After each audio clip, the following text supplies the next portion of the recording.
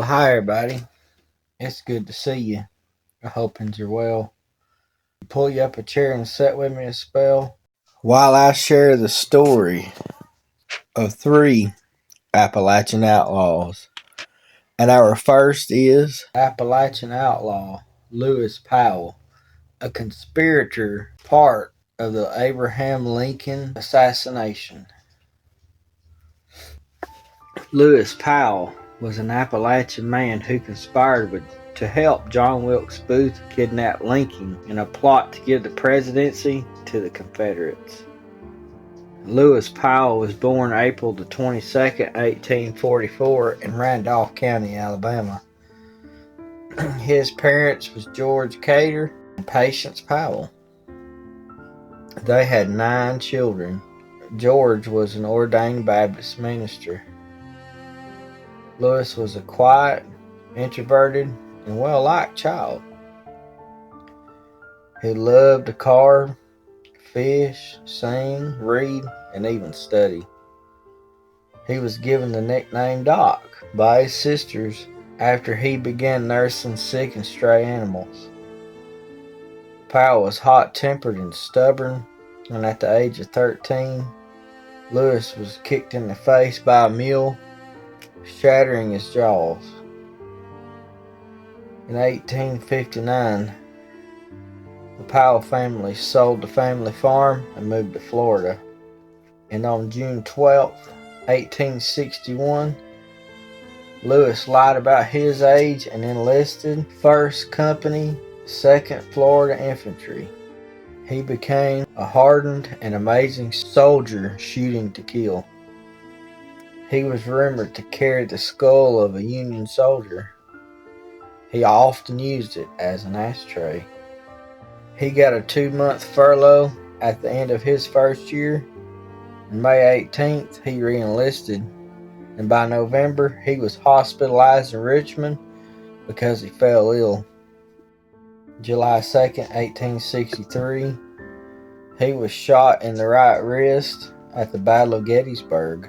He was captured and sent to a prisoner of war camp hospital in PA at the Pennsylvania College.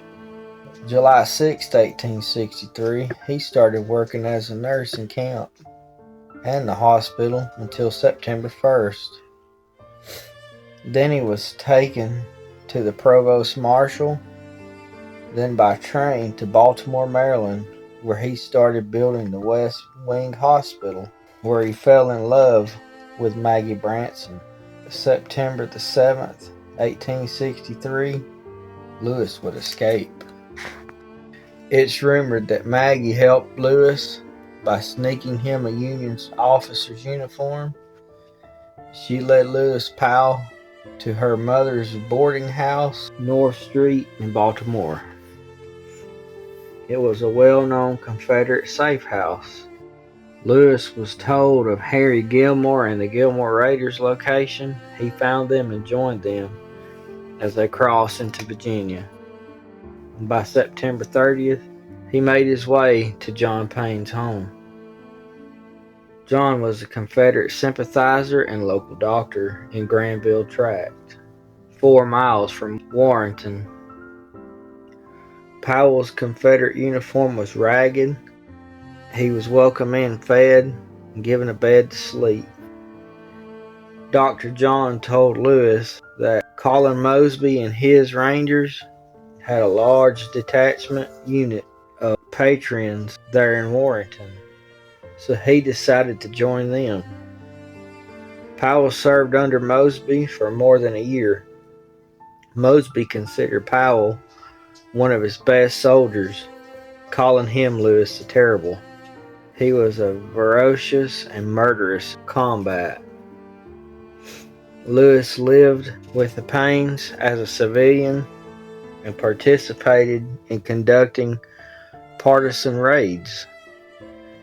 During one of the raids, Union Army Lieutenant Blazer was sent to destroy Mosby's Rangers. He didn't know what he was getting into and ended up getting himself captured. Late November, Powell and 3 other soldiers took Blazer to Richmond. While on this trip, Powell changed. He became no longer interested in being a Confederate soldier. It is not known what changed. Many rumors arose, but none could be confirmed.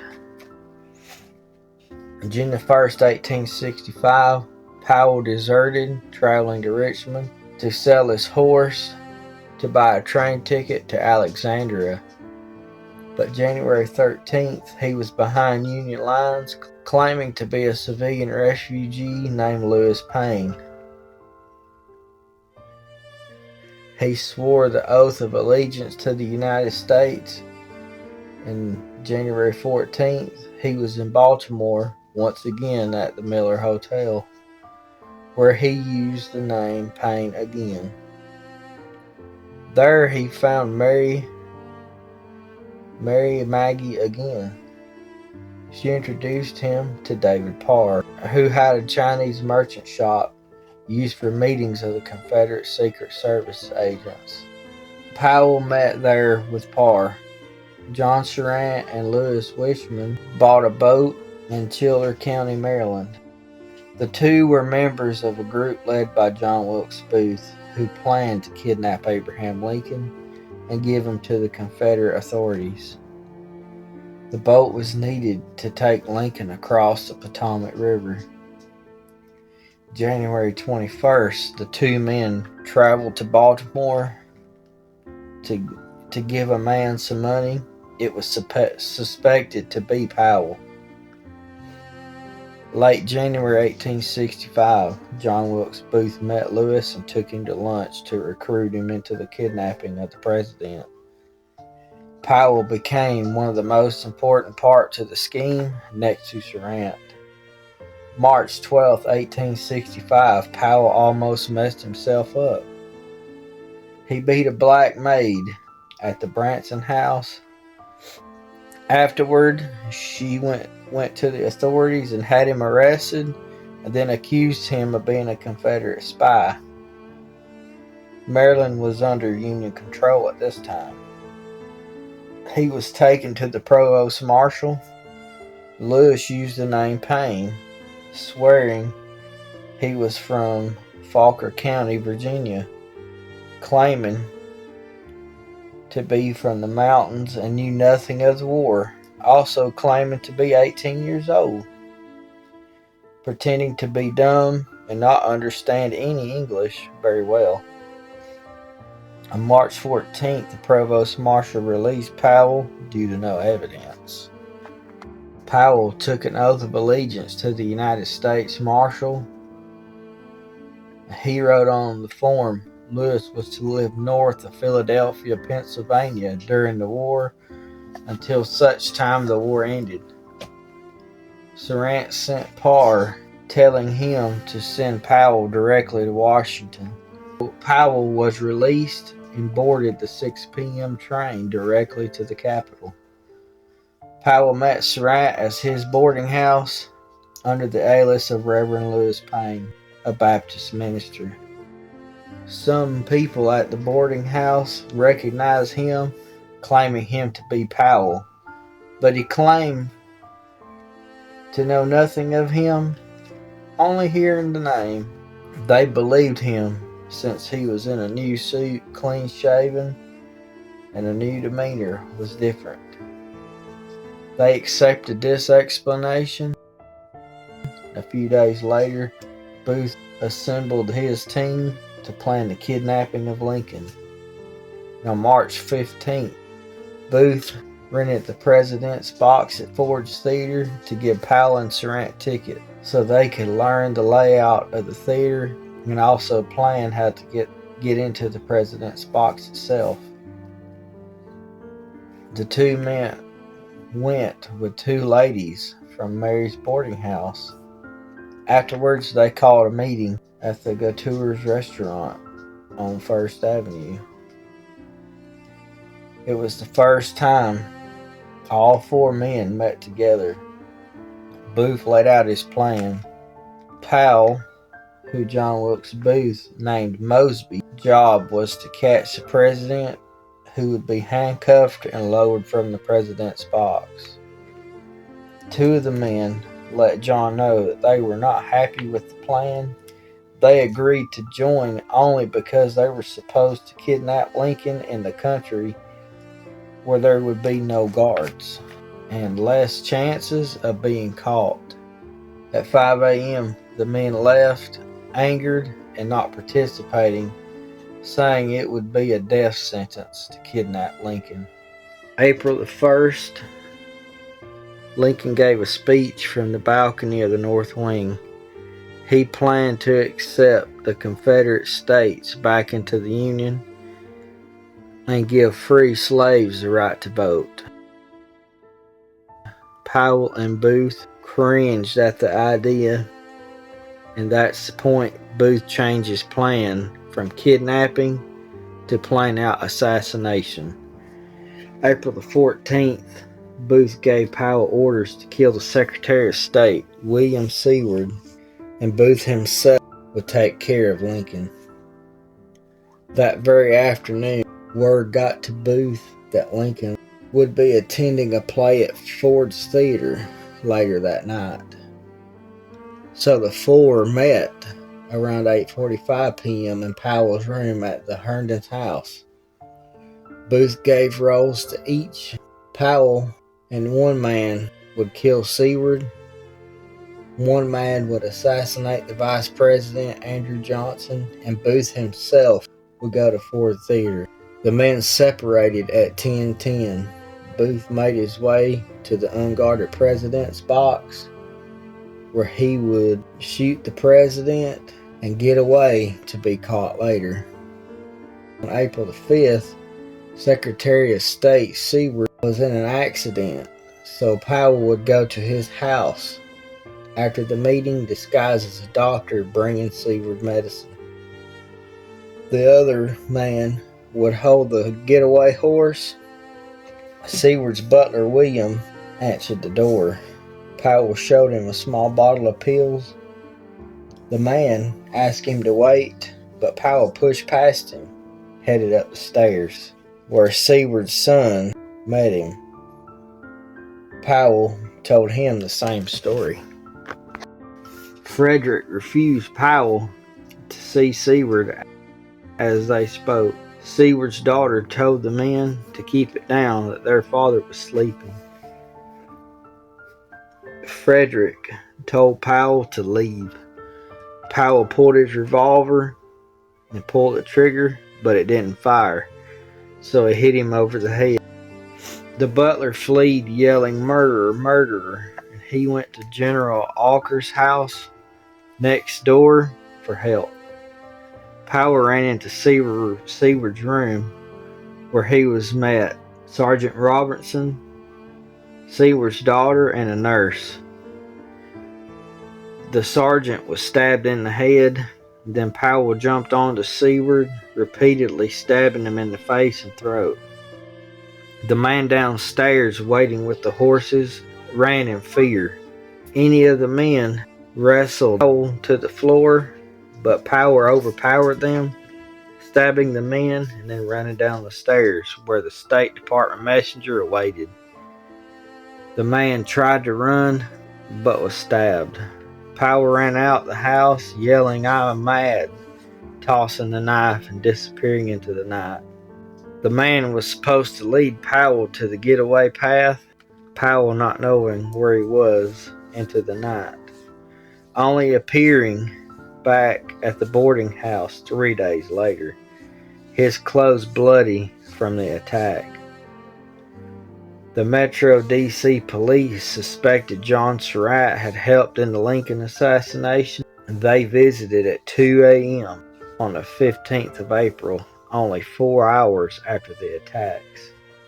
Nothing was found, so they left. But Monday the 17th at 11 p.m., the military investigators came to Surratt's house to question Mr. Surratt. Just as they were leaving, Powell showed up. He claimed to be a laborer hired to dig a gutter in the street. His clothes, an unused pickaxe, aroused suspicion. Mary claimed to not know him. Powell was taken into custody. He had pistol cartridges and a copy of his oath of allegiance, signed by L. Payne. Bell, the waiter, ID'd Powell as the assailant. Powell was arrested and imprisoned on the USS Saugus in the Washington Navy Yard. Powell was also ID'd by Seward's son. John T. Ford, the owner of the Ford Theater, along with many others, were arrested in connection with the assassination. The important prisoners were kept aboard the Navy ships. Not even reporters were allowed in, but Alexander Gardner was allowed in to photograph the assailants. Powell was kept in shackles and chains in a new prison constructed in the Washington Arsenal. They had to wear the same clothes, not even bathing, until May the 4th, when their shackles and clothes were removed. General John T. Hauterant was provost marshal, and he began improving the living conditions for the men. He had Powell's iron ball removed due to suspicion of him using it to kill himself. Powell smashed his head on the iron wall over and over, trying to hurt himself. And apparently he did some damage, because he did not know where he was born or even his age. He was still pressed for information. John Surratt was still running, and Powell knew the most about the conspiracy. On May the 9th, a military tribunal was chosen. A public jury was not selected due to fear of them sympathizing with the men and finding them innocent of all charges. Powell did not have a lawyer until 3 days into the trial. Men came to testify against him. Powell's lawyer was mostly there to plead for Powell's life. The incriminating evidence was too much to prove innocence. He pleaded that he didn't kill Lincoln or Seward, only injuring him, so his life should be spared. But the conspiracy laws in those days found Powell guilty of Lincoln's death under vigorous liability, even though the plan to kidnap him, not to kill him. 9 judges on the military tribunal deliberated on June 29th. June 30th, Powell was found guilty on all charges except 2. Powell was sentenced to death. July 5th, President Johnson affirmed the verdicts and sentences following an appeal. July 6th, all was made public, and General Hancock and Hardintuft told each prisoner of their fate. Powell would meet with 2 preachers, repent and sharing his remorse. Powell met with Captain Raft to report Surratt knew nothing of the conspiracy. Raft took this to President Johnson to no avail. Surratt would still die along with the rest. In the Arsenal courtyard, the gallows was built. Again, Powell would plead for Mrs. Surratt's life, but nothing could be done. Powell, Mrs. Surratt, and 2 others would hang. After the deed was done, each body was placed in a wooden gun box along with a glass vial with a paper IDing each body. They were buried along the wall of the arsenal. In 1867, they were removed and buried in another location on the arsenal. February 1869, Booth and Surratt's family pleaded with President Johnson to retrieve their bodies to be placed in the family cemeteries, and he agreed. In 1879, Powell's family retrieved his body. Only thing, Powell's skull was missing. His body was buried in Geneva, Florida. But in 1991, Powell's skull was discovered in the Smithsonian's Native American Skull Collection. It was returned to his family and buried with his mother in the Geneva Cemetery. Now, let's get into the next story. Our next outlaw is Steve Renfro, an Appalachian outlaw, ex-sheriff. Steve Renfro was born in Georgia, 1843. When he was 10, his family followed early settlers to the fertile farmland of Butler County, Alabama. In 1861, Renfro enlisted in the Confederate Army, part of Jeff Davis's Rangers, 9th Alabama Infantry Regiment. They were made up of mostly Butler County men. He served most of the war with this group. He was involved in the Battle of Seven Pines, Williamsburg, the Second Battle of Bull Run, also the Battle of Antietam and Gettysburg. In January 1865, Renfro deserted the war effort and went home to Butler County, Alabama. He would soon catch the eye of Mary Shepherd. They would soon marry September the 2nd of 1865. The next 2 years, Steve Renfro lived a normal life of a farmer. In 1867, that would change. A disagreement with Mary's brother, Dr. Thomas Mills, turned into a feud. July 7th, 1867, the feud made it to its breaking point. Steve shot the man, leaving him dead. Fearing capture and prosecution, he left Mary and fled to Lawrence County. After a short time, Renfro would make his way to Livingston, Alabama, where Mary would join him. They would return to the life of quiet farm family. Tragedy struck Renfro's home when Mary fell ill with an unknown illness, soon passing, leaving Renfro heartbroken. Poor Mary was only 22 at the time. She was placed in the Bethel Cemetery in Sumterville. After the death of Mary, he didn't grieve very long. He would soon catch the eye of another 19-year-old Mary Sledge.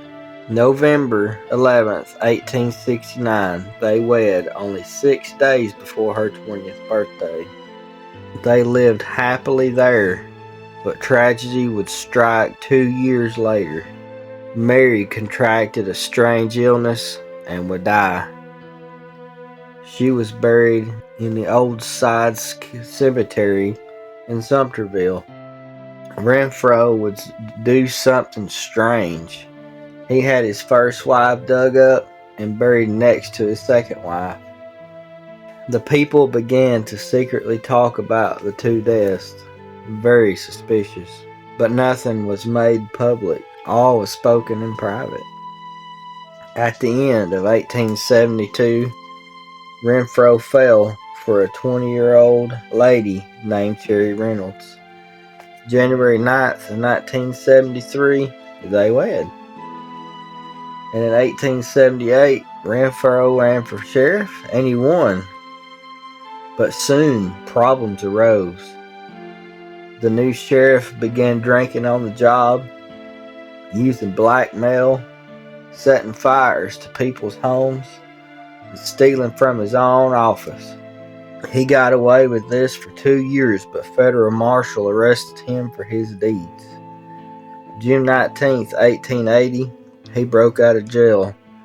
Renfro would return home to give Cherry the deed to the house and disappear once again. 2 years later, Renfro showed up in Sumter County, telling no one where he had been. He went to Cherry, but she acted as if she didn't know who he was. So he turned himself in but even they wouldn't take him, refusing to arrest the former sheriff. Disgusted with this town, Renfro took off again. In 1884, he returned and went to the county sheriff and turned himself in, and he was taken to the county jail. Renfro once again tried a jailbreak, but this time he did not succeed. He was then moved to the Tuscaloosa County Jail. Here, he was smuggled a knife. He started making a hole in the wall again. July 7th, he would break out once again, leaving the sheriff a note. It's not known exactly where he went to, but it's rumored that he ran to Mississippi, Louisiana, and then rode the rails to Texas and Mexico. In 1885, authorities found him in Slade, Louisiana. He was jailed in New Orleans and then taken to Tuscaloosa for trial, facing his charges. At the age of 42, he was sentenced to 5 years hard labor at Flat Rock Mines. But on October the 3rd, the man escaped once again, this time with 3 others. They went their own ways. He went home to Sumterville County on October the 10th. He made himself a hideout in the woods. He grew tired of this town once again, so he ran to Mississippi. There he sat with a journalist and shared the story of his deeds. It was never made public. The story was lost to history. July 11th, 1886, a group of farmers in Enterprise caught him and turned him in to Livingston police 2 days later. While there, a lynch mob broke into the jail. Steve Renfro, once sheriff, was then hung. There are multiple versions of how and where it actually happened. One version says 8 men stormed the jail, threatened the lone jailer, and took Renfro out of the cell, then proceeded to march him down the main street, hanging him from the crossbeam from the Allamuchy-Bellany Bridge. He was left there until the sheriff cut him down. But yet another story says he was taken to a chinaberry tree not far from the bridge. Also, the mob told him they were all his friends doing this for his own good. Renfro was told to have asked the men to pray for him. The man said, "Lord, please rest this miserable soul," before hanging him. Which version is true? I guess we'll never truly know. Either way, the sheriff cut the man down, returning him to Sumter County. Sadly, not one person from his family would claim his body. He was given a pauper's burial in an unmarked grave on the outskirts of town. The lynch mob never was charged for their deeds.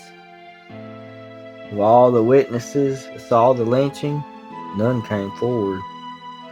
It's rumored that the sheriff never really gave the lynching a proper investigation, seeming that the troublesome man was a pest anyways. Today it's told Renfro's ghost can be seen swinging from the bridge crossbeams. Also, limbs of the chinaberry tree swaying even though no wind is within earshot, like he is still swinging in the breeze. And for our final Appalachian outlaw, the Bloody Bob Sims and the Christmas Day Massacre. Bob Sims, formerly Robert Bruce Sims, was born in Baldwin County, North Carolina in the early 1800s. He died Christmas Day of 1891. Bob Sims was a Civil War veteran, wounded and placed in the Union prison camp during the war. He was a farmer and a very religious man who formed his own church, the church having a considerable following.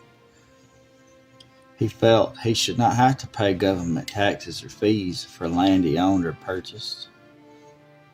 His beliefs, well, they put him in the side of the law. He'd been taken to court on more than one occasion. He was even taken to court for supposedly shooting a neighbor's hog when it wandered into his garden. Then he turned the gun on the neighbor, threatening to do the same if he didn't leave right away. Another incident happened when he was at camp meeting. The preacher called on the members of the congregation to come forward and bow at the altar and ask for forgiveness of their wicked ways. Bob, he came forward, but instead of kneeling, he picked up that old Bible, kissed it, and went back to his seat, because he bowed to no one except for the good Lord himself. Well, he was taken to court and fined for disturbing the peace. He was also known to produce the best whiskey in the county. That whiskey still led to his and his followers' demise. Bob was a target of harassment. His troubles just started when the murder of Richard Carroll in May 1st, 1891. Carroll was a Baptist minister who lived in Sowippa. He preached firmly against Bob's actions and beliefs, and it's told one of Bob's followers asked for Carroll's daughter hand in marriage. He hitched his horse to the gatepost and came inside to visit. Carroll was gravely disapproved of him. When his horse messed all over the ground, this infuriated Carroll. He told the man that if he didn't have sense enough to tie his horse out of the way where it wouldn't make a mess everywhere, he didn't have enough sense to court his daughter. Some of Bob's followers were accused of shooting Carroll on his porch on that fateful night. Just before supper, he was getting a drink from the well. An unknown assailant took one shot, and that was it. Carroll was dead. Bob was accused of ordering his death. Carroll was the first person to die during the coming months of what has been called the Sims War. Locals called for Sims and his men to be removed from the county. Their best bet was to involve the feds, so they planned to use Sims' still operation as a means to get what they wanted. The authorities were notified during the summer of 1891, and on 4 separate occasions, the marshal raided Bob Sims. Each time, they were outgunned, so they were forced to leave empty-handed. On the 5th visit, the marshal found Bob with less followers and were successful in hauling him in. He was taken to Bladen Springs to wait for a steamboat bound for Mobile. The group lodged at the Bladen Springs Hotel. Later that evening, Bob was out in an outbuilding where he was left under guard by a single man. Bob's brothers, his son, and 3 followers came to Bladen, and in a hell of gunfire, they broke him out of jail. Bob's brothers were injured during the gunfight and left laying. The public grew enraged at what happened, so they grabbed up Bob's brothers, took them to the closest tree, and lynched them. The next day, Sims' children came to retrieve their bodies. A posse formed and went in search of the Sims gang, even going to Bob's home, though he wasn't there. While in Bob's house, the posse made it known that him and his family, if they didn't leave the county, they would pay. In the fall of 1891, the men were still on the run. 2 of the Sims girls traveled to Montgomery and pled to the governor to protect the family so they'd be allowed to return home. The governor gave his permission and his promise to protect them. And in less than a month, the Sims, except for the 2 fugitives, returned home. In December of 1891, a lawsuit was taken against Bob and his men to cover the settlement, and his property was to be auctioned off. Bob found out that the local store owner reported his still, and that started all the trouble. December 22nd, Bob and Will Savage hijacked one of the store owner's wagons 1 mile east of Gilberton. The lone driver was bringing goods from the river. They forced the driver to unload the goods from the wagon and tell the store owner he'd pay. They was coming for him to burn his home and kill him where he stood. A group of armed men hid inside the store awaiting Bob and his gang, but they never showed during the night. So the next day, they went to the store owner's home to get a bite and rest.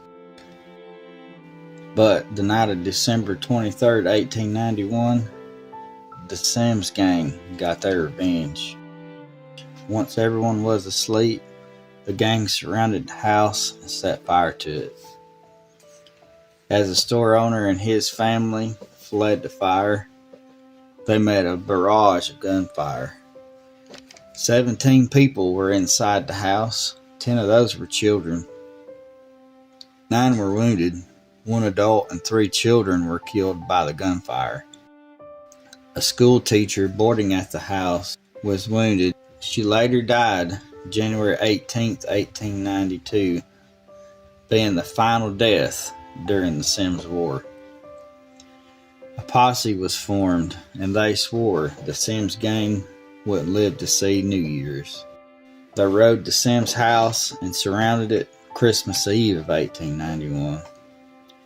The siege of the Sims' house would last until the evening of Christmas Day, 1891.